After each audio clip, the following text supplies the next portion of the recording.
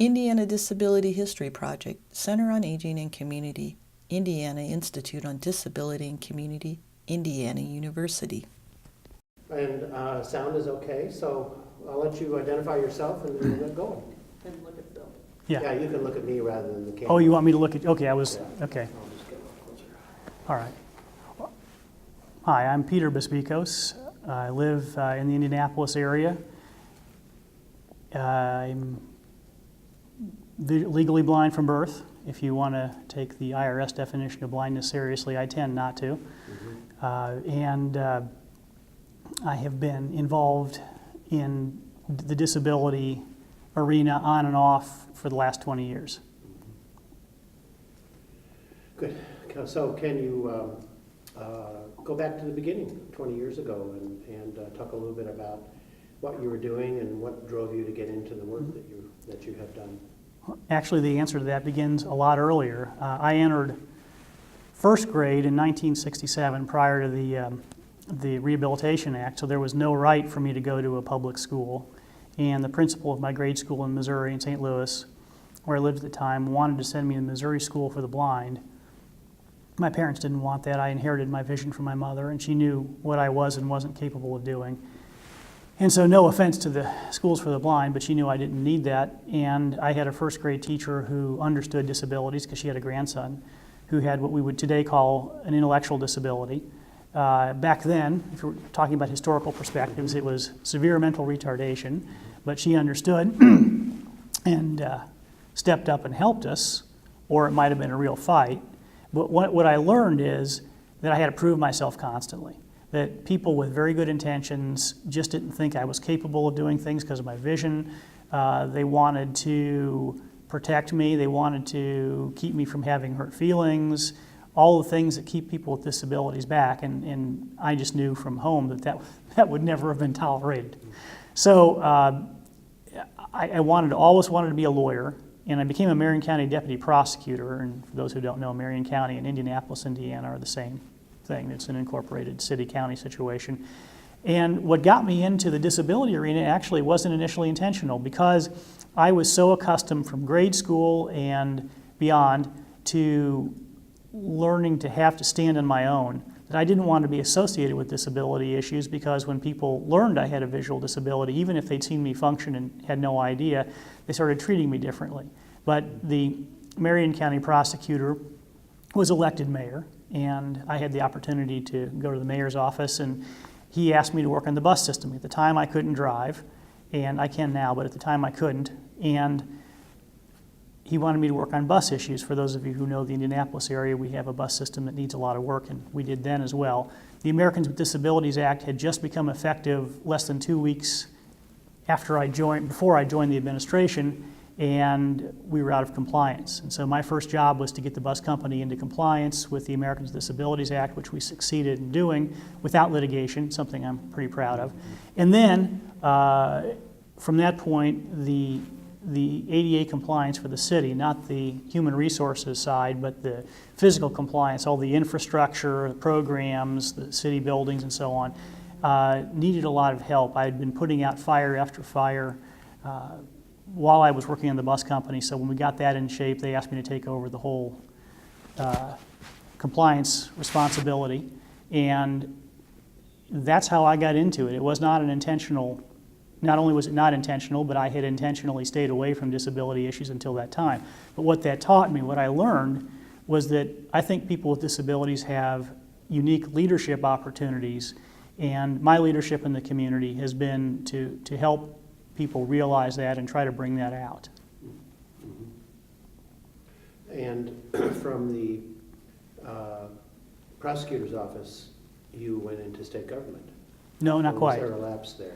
Yeah, let's see, prosecutor's office to city government, and then there was a administration change, and I had a vacation from government for about 4 years. And when Governor Daniels was elected in 2005, I rejoined government going into his administration to run the Family and Social Services Administration's Division of Disability and Rehabilitative Services, which is probably the single largest disability services delivery agency in the state. We served over 40,000 Hoosiers a year with disabilities, about a $1.2 billion budget, 7 divisions.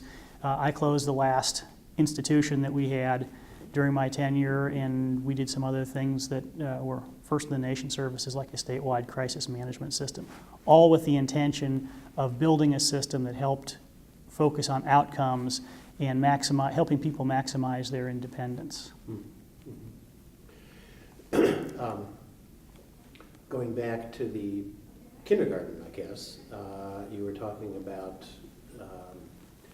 the prospect of being directed to the blind school as opposed to the public school system. So you did go into public schools, or right? I was in the public school in kindergarten, but when I hit first grade, for some reason, the principal thought that I should be in the school for the blind. but you avoided that? Or? Yes, completely. How did that? Did that require litigation? Did No. your mom have to go to court? Or No, my folks didn't have to sue anybody.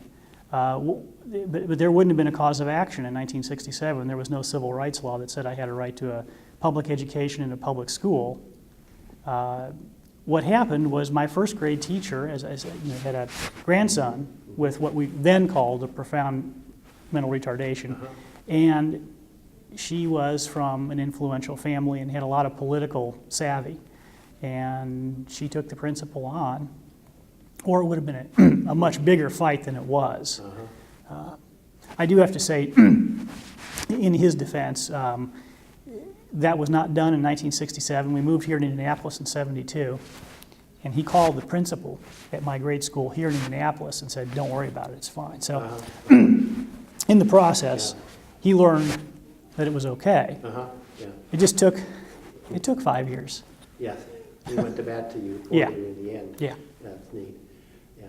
Have you ever thought about how your life might have been different had you gone to the blind school? Oh, my parents would have found a way to put me in private school. Uh-huh. They were, again, my mother has the same visual disability that I do, and she didn't go to, she had to go to a special program when she was in high school because there was nothing, she couldn't read the print in the regular schools, and at that time optics were just not sufficient to help. So she had to do that, and she didn't want that experience for me, and frankly it just wasn't necessary. Those schools help a lot of people, but I wasn't one who needed their services. So when did the law change?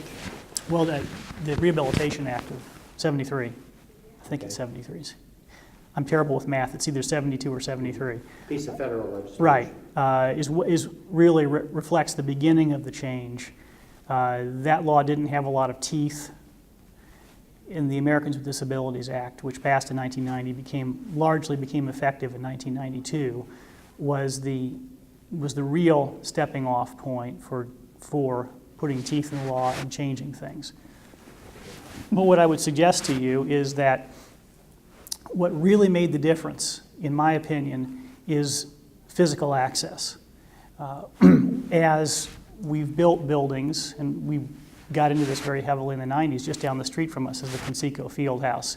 It was the first major sports facility built post-ADA that didn't experience litigation because we learned from the experiences of other cities, and we heavily involved the disability community in planning what we did.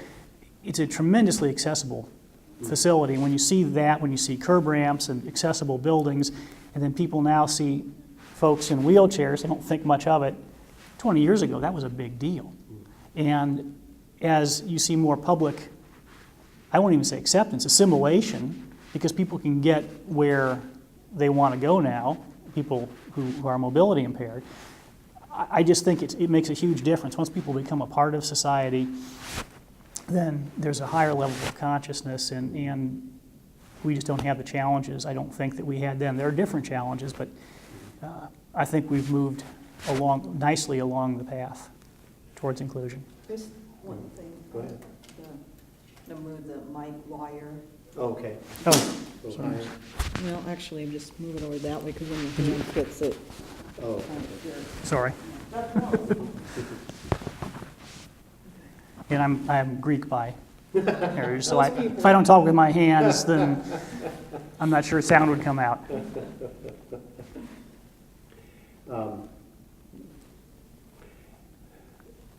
Some people have argued that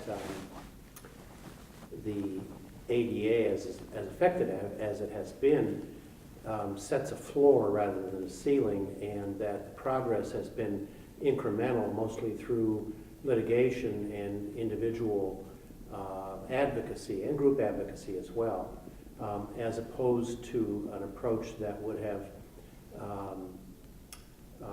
identified the ceiling and pulled together the various groups in the community who could actually benefit from these changes, not just people with disabilities. So there's some discussion about that. Do you have some thoughts about whether the ADA was the way to go in terms of fostering change in society? Well, I think that when you start, and I'm not sure what people say when they say that the ADA should have been the ceiling rather than the floor. When you begin to identify specific groups and to say this group needs to be treated this way, and I don't know again what the ceiling is, but let's just, for purposes of argument, suggest that maybe it's you need to have quotas or something of that nature. And if I'm being unfair to those folks, if I'm mischaracterizing, I don't mean to do that. I think what you do is you set people apart. And I don't have the most popular or the most common view of disability issues, but I think that comes from my perspective, which is the advantage of not necessarily being recognized as having a disability unless I tell some people. And I think that having a disability gives people a leadership opportunity that other minority groups don't have. I mean, if you think about the difference in gender or race, what you say is, you're this, I'm that, and then that sets up some sequential thinking about how we're different and we will be forever. I think with disabilities what happens, and again, friends have talked to me openly frankly about their feelings because they don't think of me as having a disability. It's, you're this, I'm that, and in a blink of an eye, I could be like you. And that scares people initially. So you have the same kind of fear factor that you have with, let's say, race or gender differences. But the distinction is, as people see you with somebody with a disability succeeding, then they say, well, if that ever happens to me, I now know that my life isn't over. And that's a very powerful thing. And that's when I say people with disabilities have a leadership opportunity. That's what I'm talking about. And what I like about the ADA and the way it's gone is it has literally erased physical barriers, which were a huge problem. And it's allowed people with disabilities to exercise that leadership and meld themselves more naturally, I think, into a community. I think it takes longer in one respect, but I think the roots are deeper and it's a much more permanent change in the long haul. So I believe that what's happened is a very healthy way of changing society.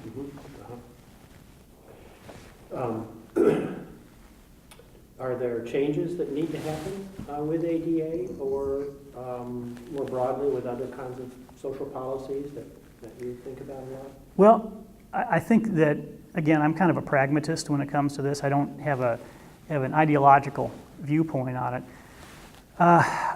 I've always been troubled by Title I, which is the employment section, because I don't think it addresses the problem that leads to the high unemployment amongst people with disabilities. There is some prejudice and there is fear, and people don't get hired sometimes because an employer doesn't want to dig in or take the risk that maybe this person can't do the job. But President George W. Bush used a phrase that I've always liked, and it's and it's something that the disability community has suffered from, and I use the words suffered from intentionally when I say that, and it's the soft bigotry of low expectations. So what happened, and people tried to do this to me, I just know that my parents wouldn't have tolerated it if I'd accepted it, is to give you a lower standard, to say, well, he's going to have such a rough life, let's just cut him a break, let's not hold him to the same standard as everybody else, and let's make his childhood easy because it'll be the last happy time in his life. I mean, I've actually heard people say that. Well, what you do, if you don't have the opportunity to experience failure in one form or another and learn that you can pick yourself up and move on, is that you're not ready to work. So as an employer, who would you want to hire? Somebody who knows how to bounce back, figuratively speaking, or someone who says, oh, well, it's the end because something went wrong. And I think a lot of people with disabilities are ill-equipped to work because they've never had that experience. And what I always think of is the early 70s, I think it was the early 70s, there was this wonderful commercial for Lifesavers, where a kid and it's usually a son and his father are walking away from the camera, and he's in the one I remember, he's in a baseball uniform. And his head's kind of down, and it's clear that they've just lost the game. And Dad gives him a roll of Lifesavers. And anybody who's been in the experience, and I've been the last kid to strike out, and with my eyesight, that's not surprising, but that's a different story for a different time. You learn that, you feel horrible, but the next day you show up and your friends are still your friends. Well, if you don't have that experience, it makes you much less employable. So I think we have to take a deeper look at the root cause of unemployment, because I think a traditional civil rights approach by itself is actually, and this is definitely not a popular viewpoint, I think it's hampering employment for people with disabilities. Beyond that, I like the way that things have developed, and they haven't gone far enough yet, but when you get to know somebody one-on-one, it's a much more powerful thing than saying, well, what's your civil right? Because then you want to make it work. But I think we also have to look at the trends in our country, because what's happened to this point, accessible design will become increasingly relevant in the next 10 to 15 years. And we have baby boomers retiring at, 10,000 a day. The fastest growing group of senior citizens is over 85, which means people who have more intense physical needs are living much longer.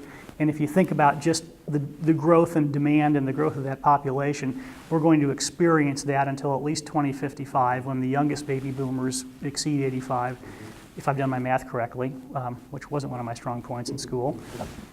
You have kids with autism today. I mean, in 2007, look at the CDC's estimates that kids 8 years and younger, the incidents were 1 in 150, and today in 2012, that has gone to 1 in 88. So it's almost doubled in 5 years.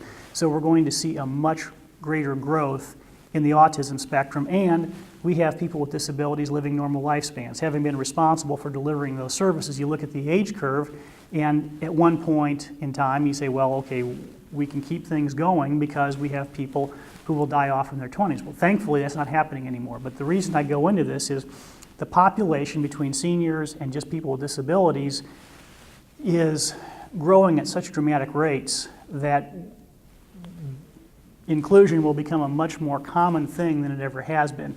And I don't think we want to do something that would close that off. And I'm afraid that getting too aggressive about demanding certain specific things might actually close off what I think is the beginning of a more natural inclusion. And again, I'm not a subscriber to the normal civil rights thought process that applies to other areas, because I think disability is very different, and I think that the civil rights approach to disability needs to be tailored to that. And so I think we have to experiment with that and try to figure out what the best approach is going forward to ensure that the roots that are now taking hold aren't pulled up. So are you implying that in some sense, if not disability, then at least some limitation that an individual might have is going to be the norm, and that you're really talking about cultural change, a real shift in the way we think about humanity and what's normal and what's natural. Yes, I believe that as aging and disability lifespans continue to grow at increasing numbers in our society, that more and more of us are going to have disabilities. And what happens is frequently it's personal. You don't really understand senior citizens issues till you have a parent who's going through it. You don't understand disability issues till you have a friend or a family member who's going through it. But once you do, it gives you a different perspective. So if you just look at the sheer numbers, things are going to change on a personal level. And let's do things that can grow those changes, as opposed to putting them into a legal framework that makes people freeze up and say, gee, if I say the wrong thing, I'm going to get sued. Yeah. So how is our country going to look? How's it going to look in 2035 then? How will it be different?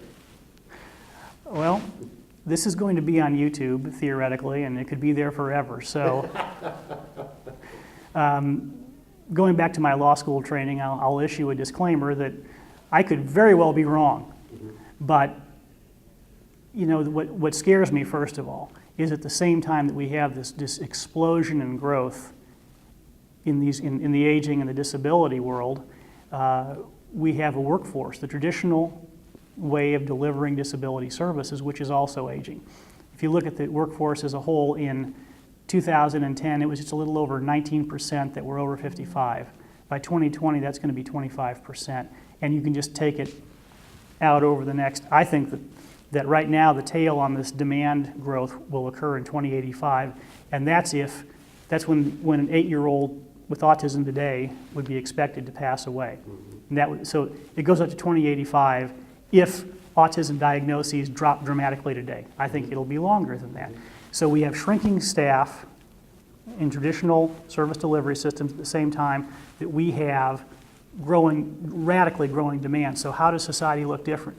Well, what's happening around the country and happening in Indiana, and if it's done properly, I think it's a very positive thing, is the family is becoming more heavily involved in services than it was in the past. The family is the natural place for a child. If you're saying, what's the least restrictive environment for an individual or the most integrated setting? Well, the average 17-year-old lives with mom and dad, hopefully, or lives with a parent, hopefully, and maybe siblings.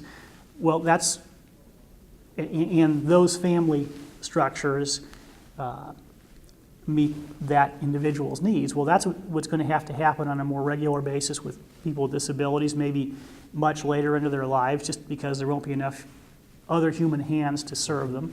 That's what's going to happen with senior citizens. Families will become increasingly involved with their elderly parents or elderly relatives, or maybe even friends and neighbors. And so the family becomes more involved, and I think just by extension the community becomes more involved. And so people who had been segregated will of necessity become more integrated. If we do it properly, I think it's a very positive thing. Does this require some redefinition of what we mean by family? And will changes in housing follow that? Well, I think we have to re-examine everything we're doing. Certainly, what you call family will change because it has to. I mean, you go back 100 years, and you had grandparents, parents, children, and grandchildren living under the same roof or in very close proximity to one another. Then we became more mobile, and the family kind of splintered. Well, I think just again, we don't have the resources to continue to sustain that lifestyle. So it could draw people back in. I think that's the most reasonably foreseeable thing. Certainly there will be other things. I mean, you see homes, Illinois is a particularly successful program. It's kind of like a foster home program where they're paid by the state, but they bring someone with a serious disability into their home. Well, there's a point at which, particularly if they get along, I think family just got redefined because they become effectively members of the family. So I think we'll see a lot more of that, and certainly I think the answer is yes, we will see changes in the way we view family, but beyond that I wouldn't hazard a guess because, as I said, once it's on YouTube it never goes away, and I don't want to be totally wrong. Well, much of our housing, our suburban housing in particular, is designed for 2 parents and 1.5 children, and when people need to, when their families expand, they're pressured to move because the zoning doesn't allow the larger families or unrelated people living together, or so. Do you envision new patterns of living in communities? Well, I'll give you an example where I think that's happening. It's called the Village of West Clay. It's in Carmel, Indiana. And if you go up there, it's a really intriguing mix of housing. Now, it's very high-end housing, but you have kind of the close-in village, which is the houses are made to look like they were built in late 1800s to early 1900s.